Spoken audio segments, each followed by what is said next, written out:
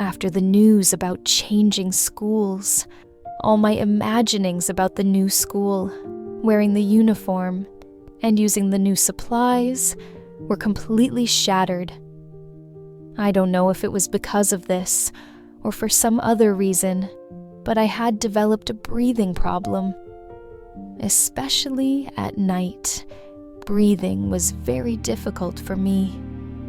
Sometimes I would wake up gasping for air, only to find my parents sitting by my bed, with deeply worried faces.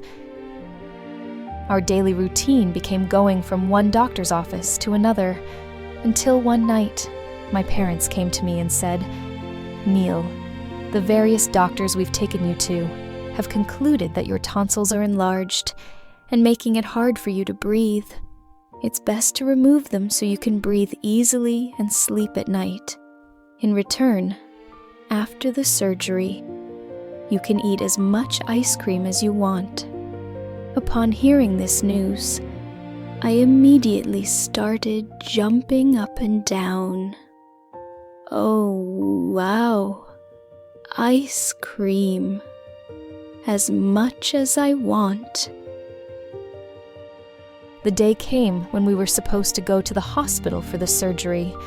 I went there with my parents, even though I had been excited beforehand, upon entering the hospital and smelling that strange smell, seeing patients in similar gowns, with something attached to their hands.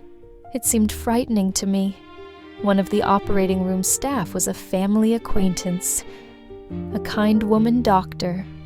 Noticing my state, she picked me up and started talking to me. She took me to the operating room, and then I didn't notice anything else.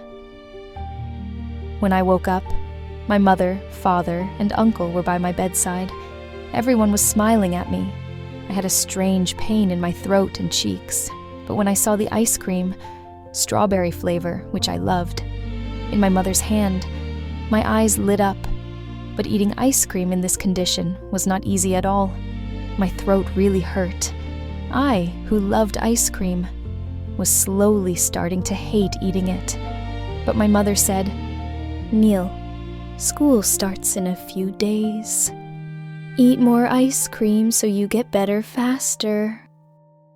After enduring those difficult ice cream-filled days, finally, the awaited day arrived. The first day of school.